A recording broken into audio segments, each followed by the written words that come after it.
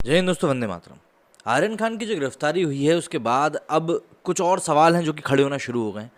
सबसे बड़ा सवाल जो कि कल सोशल मीडिया के ऊपर चल रहा था वो यही था कि जब क्रूज शिप के ऊपर ये रेव पार्टी चल रही थी उस समय करीब 600 से 650 गेस्ट मौजूद थे और उसके अलावा 300 साढ़े 300 का स्टाफ भी मौजूद था। ऐसे में इतने सारे लोगों के बीच में से एनसीबी ने 8 लोगों को आखिर कैसे गिरफ्तार किया, और कौन है ये मुनमुन धमेचा जिसका कि जिक्र एकदम से आर्यन खान के इस केस में होने लगा है, कहाँ से ये कांटेक्ट में आ गई, किस तरीके से आई, क्या इनका रोल रहा। इन सभी चीज़ों को लेकर काफ़ी सवाल सोशल मीडिया के ऊपर उठ रहे हैं। लेकिन एक बात तय है कि एनसीबी की तरफ से अभी कोई मुनमुन धमेचा को लेकर कोई बात सामने नहीं आई कि वो किस तरीके से इन्वॉल्व हैं, क्या था।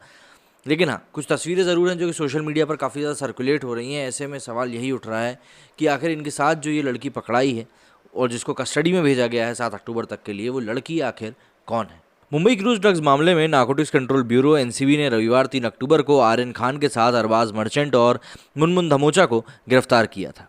एनसीबी ने तीनों आरोपितों की 11 अक्टूबर तक कस्टडी मांगी थी, जिस पर उन्हें 7 अक्टूबर तक की कस्टडी दे दी गई। आर्यन खान को तो हम सभी जानते हैं। अब मैं आपको समझाना चाहता हूँ कि आखिर उनके साथ जो है मुनमुन धमोचा के बारे में जो बातें चल रही हैं, जिन्हें पहले बहुत कम लोग जानते थे और जो शाहरुख खान के बेटे के साथ एनसीबी की कस्टडी में है, वो कौन है। 23 साल की मुनमुन धमोचा एक फैशन मॉडल है। वो मध्य प्रदेश के एक बड़े बिजनेसमैन की बेटी है।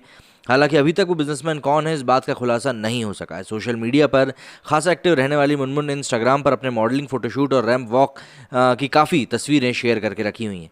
कहा जा रहा है कि वो शायद मॉडलिंग के जरिए ही बड़े सेलिब्रिटीज़ के संपर्क में आई हैं। मुनमुन ने कई बॉलीवुड सेलेब्स के साथ अपनी तस्वीरें इंस्टाग्राम के ऊपर शेयर करी हैं। इनमें अर्जुन रामपाल, गुरु रंधावा जैसे कई सेलिब्रिटीज़ शामिल हैं। एक दूसरी मीडिया रिपोर्ट के अनुसार मुनमुन काफ़ी समय से दिल्ली में रह रही है। मुनमुन की मां का पिछले साल निधन हो गया था। इससे पहले उनके पिता की मृत्यु हो चुकी है। मुनमुन का एक भाई भी है जिसका नाम प्रिंस धमोचा है और बताया जा रहा है कि प्रिंस दिल्ली में ही नौकरी करता है। मॉडल ने मध्य प्रदेश के सागर से अपनी पढ़ाई पूरी करने के बाद कई दिनों तक वो भोपाल में भी रही। इसके बाद वो अपने भाई प्रिंस के पास दिल्ली चली गई। बता दें कि शनिवार को मुंबई के समुद्री क्रूज पर चल रही एक पार्टी में एनसीबी ने बड़ी कार्रवाई करते हुए भारी मात्रा में नशीले पदार्थ जब्त किए हैं और 8 लोगों को हिरासत मिली है। ये जहाज़ मुंबई से गोवा जा रहा था और एक पुख्ता टिप मिलने के बाद मुंबई जोनल डायरेक्टर समीर वानखेड़े और अन्य एनसीबी अधिकारी जहाज़ में आम यात्रियों की तरह सवार हुए और ऑपरेशन को अंजाम दिए। इसके बाद शाहरुख के बेटे आर्यन को 12 घंटे तक चली लंबी पूछताछ के बाद उसे कुछ नशीले पदार्थ लेने के आरोप में गिरफ्तार किया गया।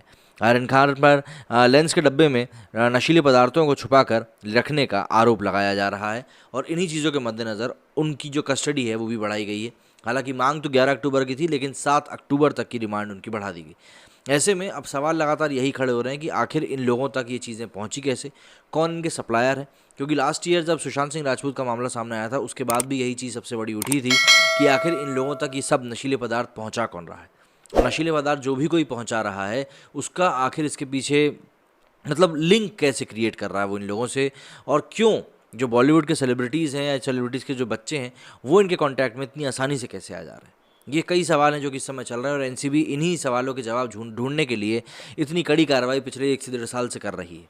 और उसी कार्रवाई के बीच में कई सारे बॉलीवुड सेलिब्रिटीज़ इनके हत्थे भी चढ़ चुके हैं। आप सभी क्या कहना है इस बारे में मुझे कमेंट करके ज़रूर बताइएगा। मेरे इस वीडियो में फिलहाल इतना ही। जय हिंद, जय भारत।